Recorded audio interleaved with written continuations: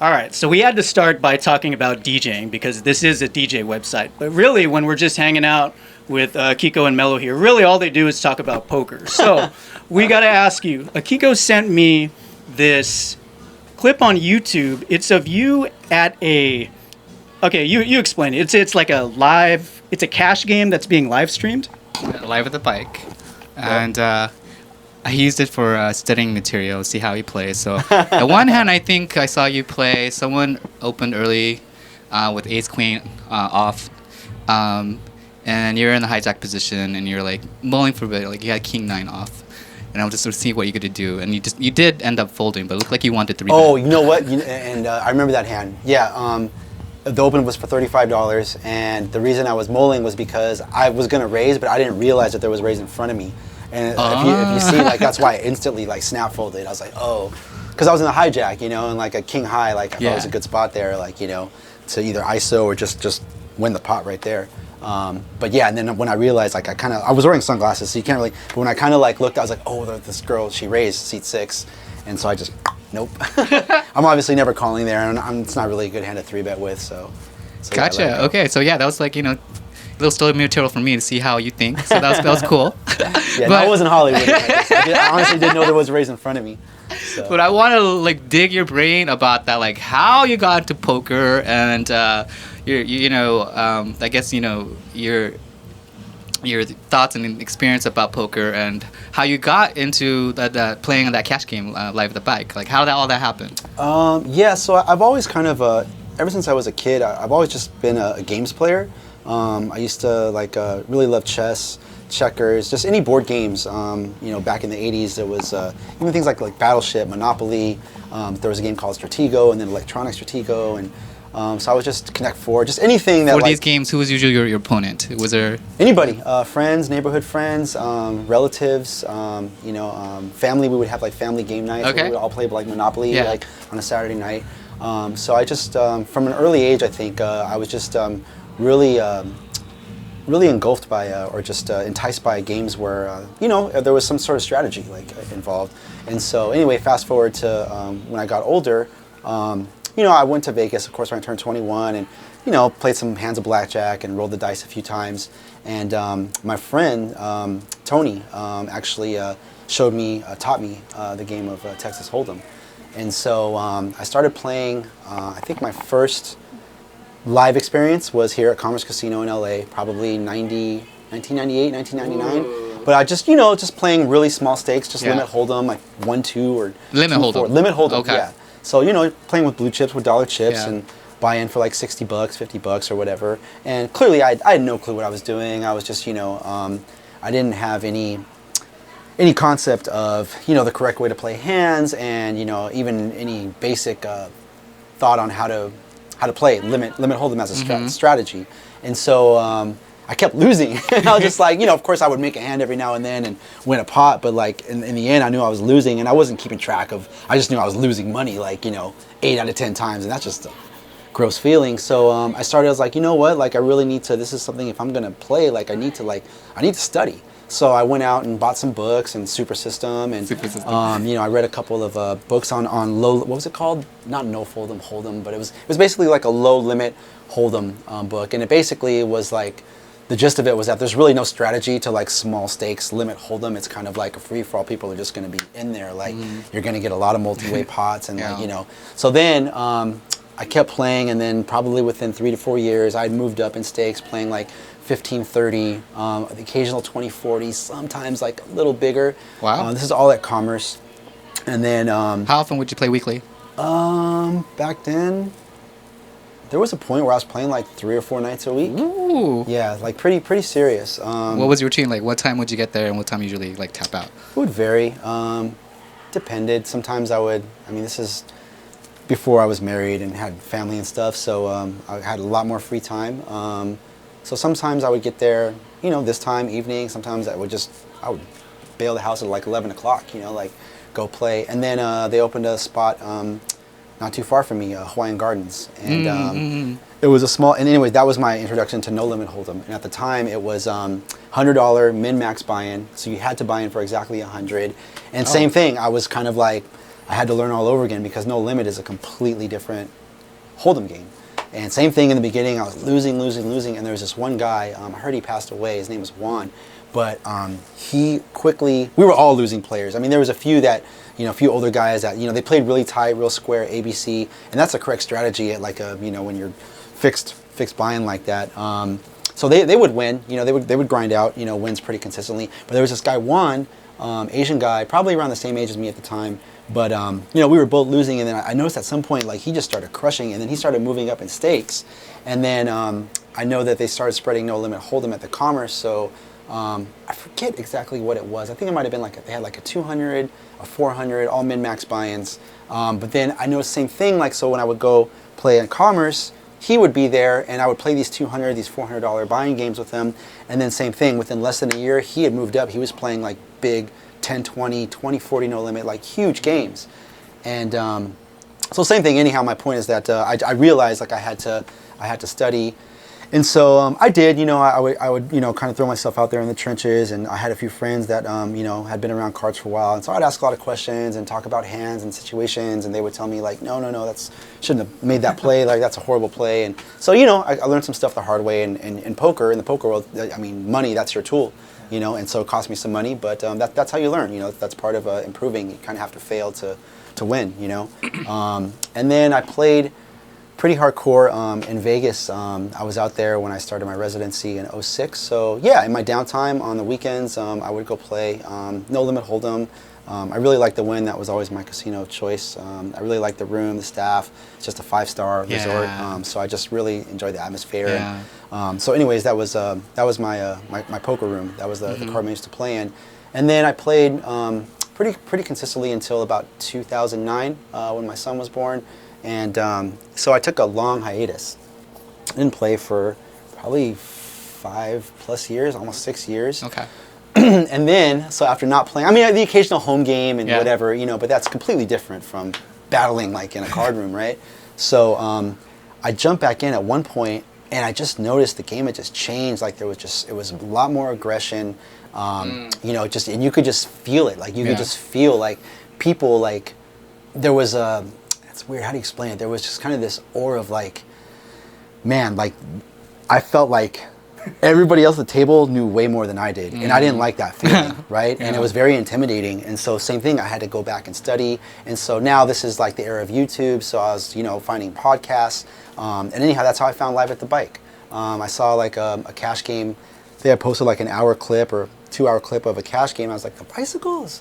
So, same thing, I started kind of just gathering whatever info I could, and just trying to relearn strategy, and yeah, so fast forward, I've played there a few times, and they're a good bunch over there, and it's kind of cool to be part of their little community, as a player, yeah. How was that experience commenting recently? It was a lot of fun. It was actually a little more enjoyable, or just enjoyable, I guess, in different ways than playing, because for me, it was fun because I was commentating on it was a 9-handed No Limit Hold'em game. 5-10, so mid stakes, but the guys that I've played with on the show a couple times, so it's like I kind of get to like tactfully, of course, like critique their hands and like see how they play in certain spots, and I'm sitting there alongside in the booth with shout out to JJ. He's a pro poker player, longtime commentator, true grinder, and so it's he's got all the knowledge, so I'm in there kind of like with him, like learning, like just from just sitting in there in the booth with him. How comfortable were you? It's like with your feeling, with your knowledge and able to critique hands. Were you comfortable? I mean, next to a guy like that, it's intimidating because it's just like like he's clearly gonna know way more than I do. But I was asking a lot of questions. I wasn't definitely not being bashful about asking questions about like we talk about hands on the spot, like what would you do in this spot, so stuff like that. And yeah, JJ's he's a good guy. He's passionate about poker, and so he would answer like, and I feel like the viewers like that's kind of like part of the attraction of watching a stream like that is like you want commentary, you want some insight, and you want to gather information. Like if you're serious about the game and you aspire to get better at it, like anything else. Like when I was coming up as a DJ, I looked up to all the greats, all the guys, Qbert, Mixmaster Mike, all the mobile DJs. Like so, same thing. Like anything I want to be good at, like I'm just gonna try and just learn from the best, and just soak up as much as I can. So okay, Melo, you gotta kind of fill us in here. So how'd you go from being a poker player to now you're in so deep that you're a commentator for poker? I wouldn't say in so deep. It's a relatively small community, and I've played at the bike some, like just recently, and again, it's just being a small community. Like, I mean, there's only a small handful of games that run there, and there's probably 30 to maybe 50, 30 to 40 like of the players that play there consistently. And so just from playing there, they're always looking to kind of mix it up and get some fresh faces on the show. So they invited me, and so I played on the show a few times, and then again just through that and through playing like on and off camera over there, like you get to know some of the guys, and they're actually all really cool guys.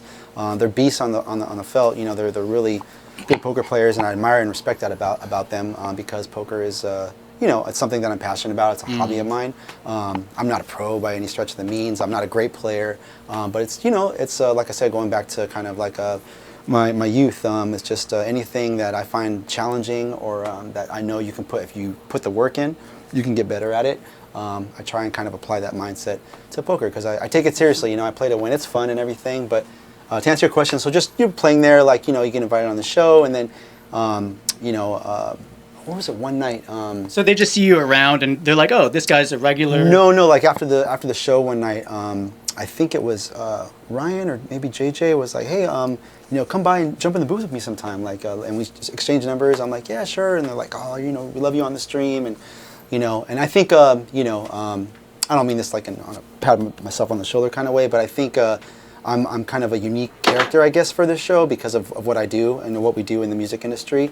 Everyone else is pretty much a professional or a reg. Okay. Like they're pretty much hardcore poker players, and the rest of them, some of the older guys that play, they're businessmen. They have businesses, they operate entities and stuff like that. And again, because me being in the music industry, being a DJ, and the guys that own and operate the show being it adds some guys. Color to their show to have you there. I think so, and they're interested in music too. Like they're younger guys, so you know what I mean. Like, so I think that's part of it, and they've kind of shared that with me.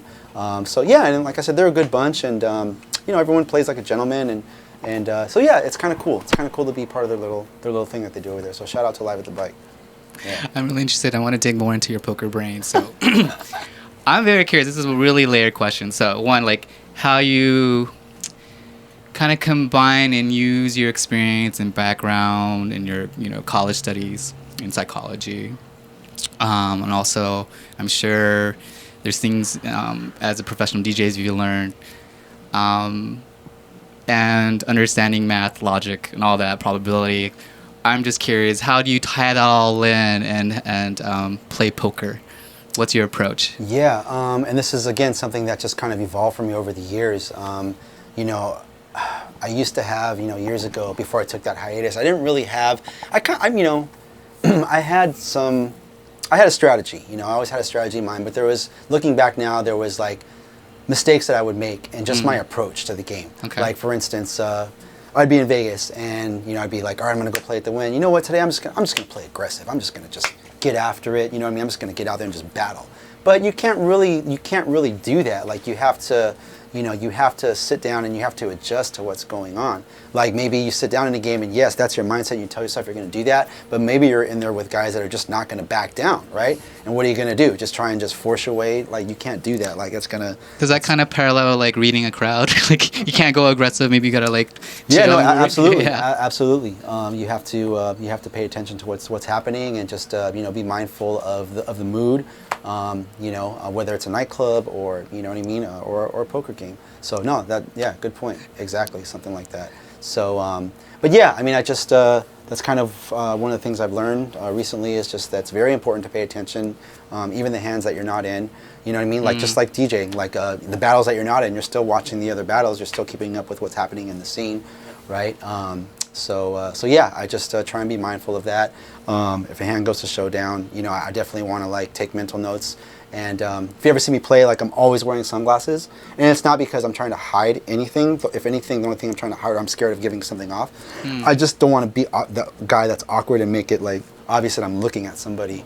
So you know what I mean? Because that's just kind of uncomfortable, like I'm just staring at somebody. So the sunglasses help with that. But yeah, that's because I'm really like paying attention to everything. And it's funny because if you watch, I think I was telling Dee this, if you watch like that show that you pointed out, like we're all laughing and talking, and there's like some of us are drinking, and you know what I mean, we're having a good time, and there's banter, and it's jovial, and yeah, there's money going back and forth. But I can't speak for the rest, but for myself, like that's kind of like I'm doing that as a shade to everything that I'm processing in my mind.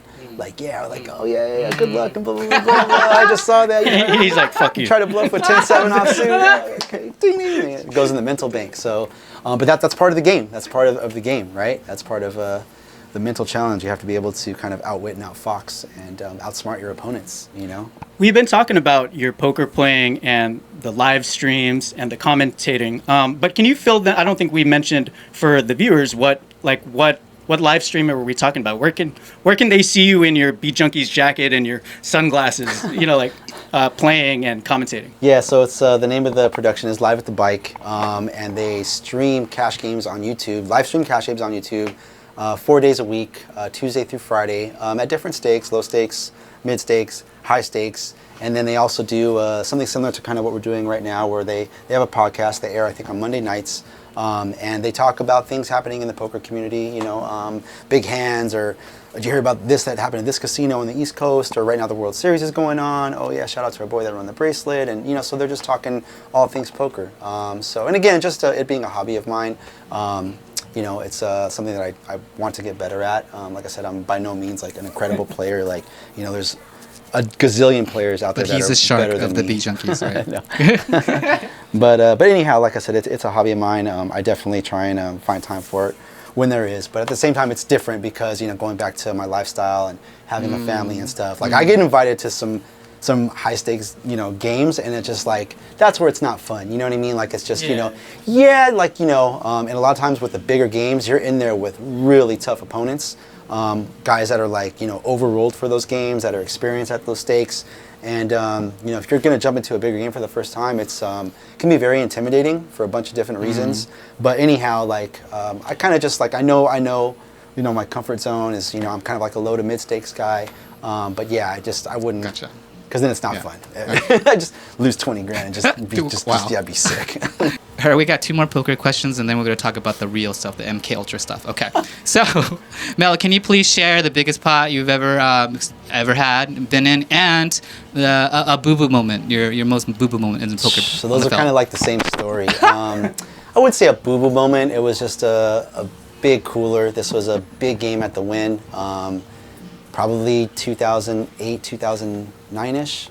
But I had been doing really, really well. And I had amassed a pretty nice poker bankroll, and so I jumped into a 10-20 no limit game at the Wynn. We were playing 9-handed, and you know, I'm in there with guys, a few of the guys that I play with, all really, really good players. This is pre kind of GTO, and for anyone that follows poker, like, you know, strategy was not at the level. GTO, can you explain for the fish like me who don't know? So GTO is basically stands for Game Theory Optimal, and that's basically like just playing your hand correct according to the math. Okay. But in poker, like, you know, there's a balance to that. You want to have kind of like a perfect merge of GTO strategy and what we call exploitive strategy, meaning that you want to exploit the weak player, you want to exploit him in certain spots. I know you didn't just gesture to me when you said weak. No. I did. But anyhow, like you want to be able to merge those two styles kind of perfectly, because if you play strictly GTO or you play strictly exploitive, then against a good player, they're going to adjust against that, and they're just going to run you over. So you kind of want to make yourself tough to play against. So anyhow, I'm in this game this night, and I can't even remember what the minimum buy-in was. But anyhow, I get in this hand where it ended up being, long story short, I'm not going to go into detail, but I ended up losing a $58,000 pot. And that was my biggest loss. And it was against this guy, Jackie, really good player, a Chinese guy that I played a bunch of 5-10 with at the Wynn exclusively, probably for a handful of years, 2 or 3 years. And it was just basically, he had in the poker what you call the nuts, which is the best possible hand. And I had the second nuts. And I was actually the one that ended up, I shoved him on the river. And he actually went into the tank. And he kind of made a crying call, and I put him on a set, and I had straight. I had the second nut straight. And the way the hand played, I had put him on a set, which is why I made the play I did on the river.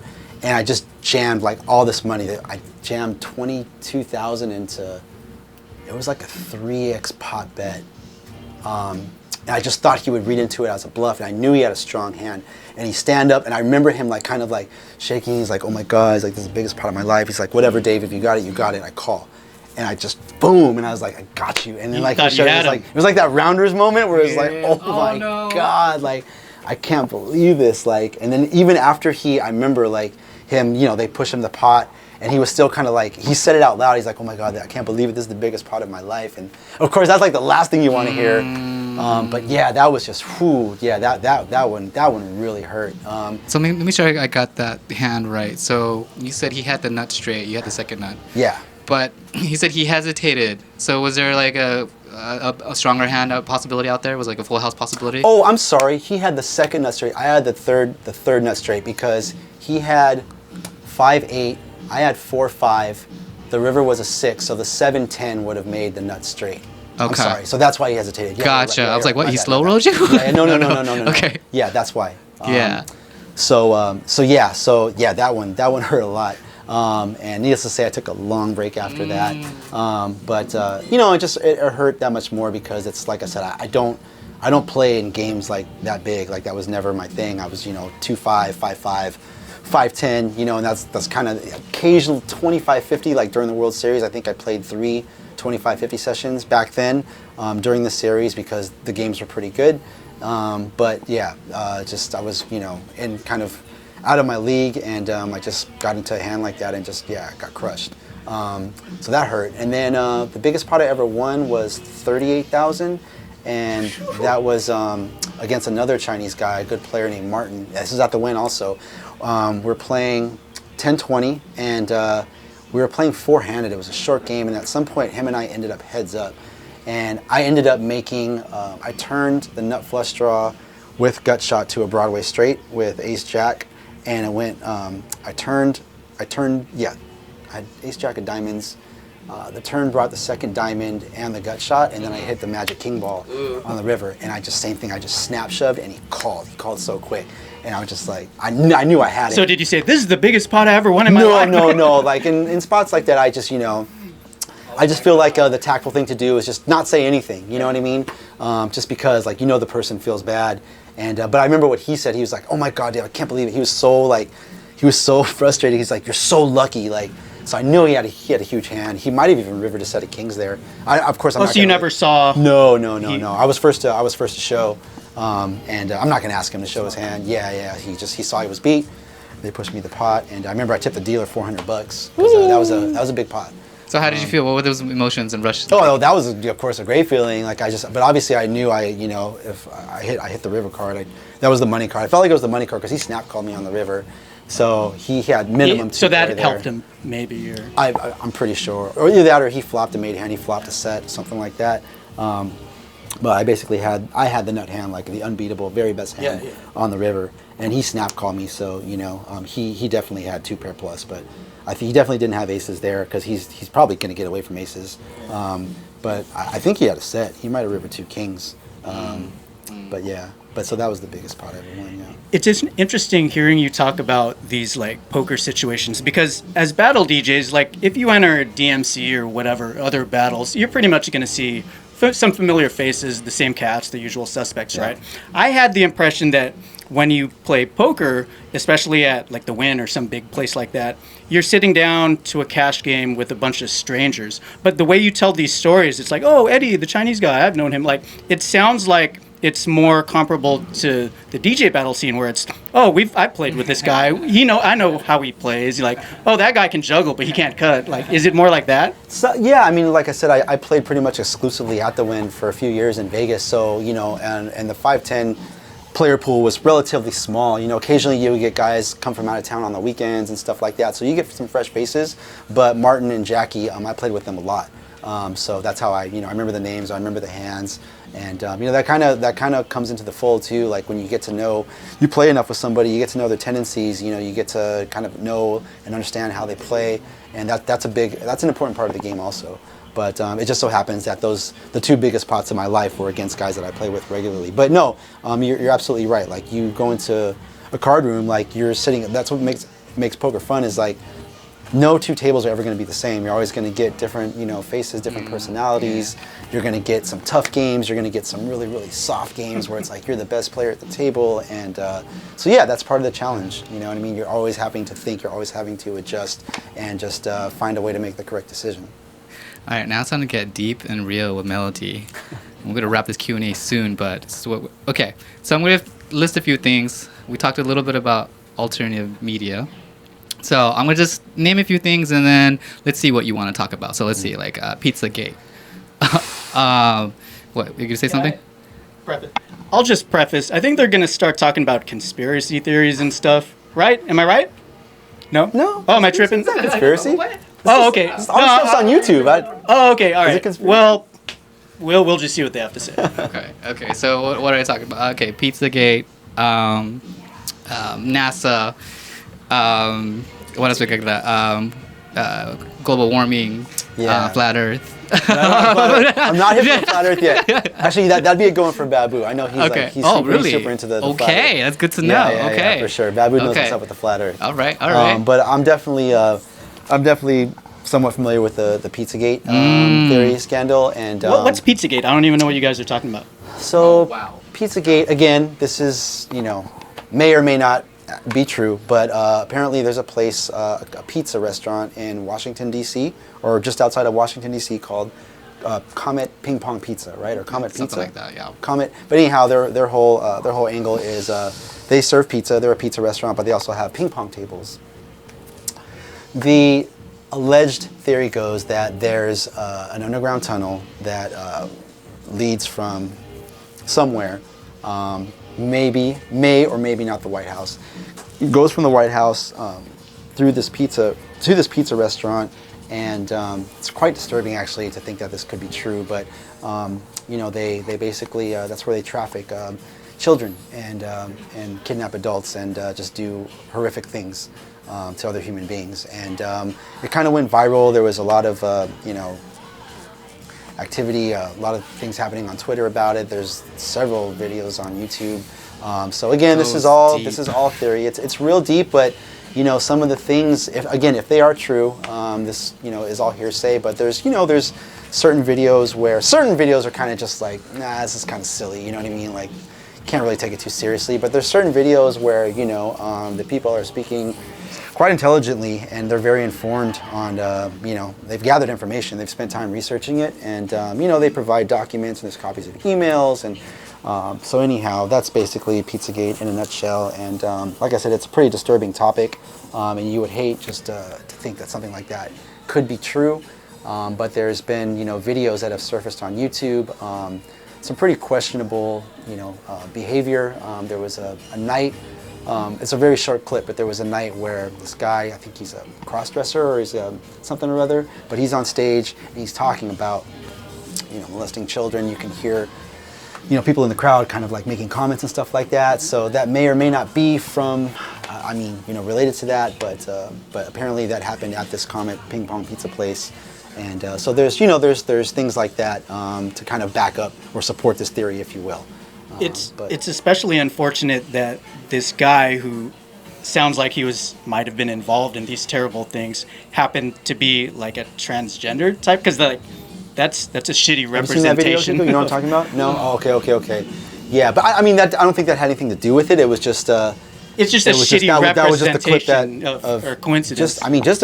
Just human decency. I mean, just like, and the part that really disturbs me is that, like I said, I'm a father, and as a parent, especially as a father, like the thing you want to do, like day in and day out, is just you just want to really protect your family, especially in today's world. It's just so much craziness going on, and so just to think that could be possible or might be true, it's pretty frightening and like I said, pretty horrific, very disturbing, and but at the same time, it's just like, note to self, like I don't take my eye off my kids, you know what I mean? Like when I was a kid, I could go outside, outside, Mom and Dad, I'm going outside, I'm gonna go ride my bike. No, you guys want to go outside and play? Like me or Mommy are out there with you, you know what I mean? They don't leave our sight, we take them to the park, like, not that dad that's there on my phone, and yeah, go play, like, nope, I'm 10, 12 feet behind him, like, at all times. for that reason. Like, Right. you just never know. Right. A good friend of mine is a reporter for NBC News here in Los Angeles. Mm-hmm. I remember the story that she covered, and she actually posted it on her Instagram. This is probably a year and a half or two ago, but this is out in Apple Valley. But there was a young high school girl, I think 15 years old, had like a 1.5 mile walk home from school, and she's walking on her regular route, broad daylight, 2:45 in the afternoon, and literally this truck just pulls up broad daylight on like a major street in the area. Guy just jumps out of the passenger Oh my seat and goodness. just physically grabs Oh my her goodness. and tries to like basically just kidnap her, like right there. And luckily she grabbed it's like an old doorknob in the gutter. She was able to pull it and just basically bang him on the head, and she got away. And there was another car coming, oncoming car in the opposite direction that saw this happening as she was approaching, and she immediately called 911. They never caught the guys, I guess, but stuff like that. I mean, obviously that was a true story because that made the news, you know. But yeah, just things like that. So though anyhow, but the Pizzagate thing, I hope it's not true. You know what I mean? But like I said, there is, you know, some evidence to kind of like could be, you know. But yeah. Sorry to turn this Q&A so morbid and sad, but you know, to wrap it up, like, you know, any last words or a message you want to share to our viewers? Shout out to you guys. Always good to see you guys. Thanks for sitting down, talking to us. Definitely keep your eye on Beat Junkie Institute of Sound, beatjunkies.tv, launching Friday, July 20th, 2018, beatjunkies.com record pool. Catch me in the squad, out and about, doing our thing live on the turntables. And big up, DJs Worldwide. Melo-D, it was a complete honor. Thank you for tuning in for this Q&A, and we'll join you guys next time. Peace.